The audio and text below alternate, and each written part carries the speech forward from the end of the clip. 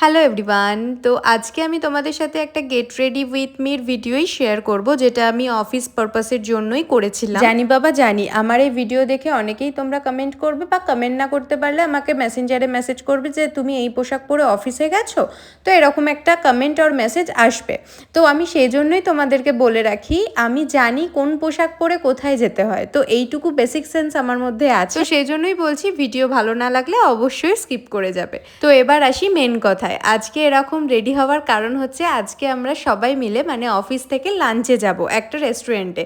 তো শাহকারনগরে তোমরা যারা আছো বা তোমরা যারা চেনো, ইয়াকি বলে একটা নতুন রেস্টুরেন্ট খুলেছে, তো সেখানেই যাব আজকে লাঞ্চ করতে। আর এর পরের ভিডিওটা সেটাই আসবে, ওইখানকার রিভিউ আমি তোমাদের দেবো কেমন জিনিসটা। আমিও যাইনি কখনো রেস্টুরেন্টে, নতুন খুলেছে জাস্ট।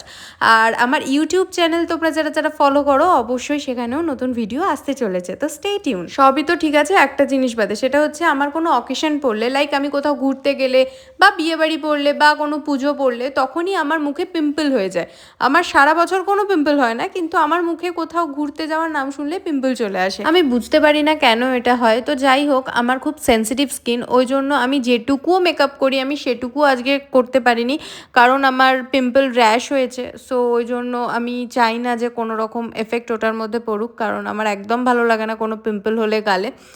তো যাই হোক, আমি বেসিক্যালি যা যা ইউজ করি তোমরা জানোই, তো সেগুলোই ইউজ করেছি। আর অলরেডি লেট হয়ে গেছে। আর একটা গিয়ে আমাকে শ্যাম্পু করলে চুল আঁচড়াতে হয় না, যতক্ষণ না আমি চুল শুকোই ততক্ষণ আমি চুল আঁচড়াই না।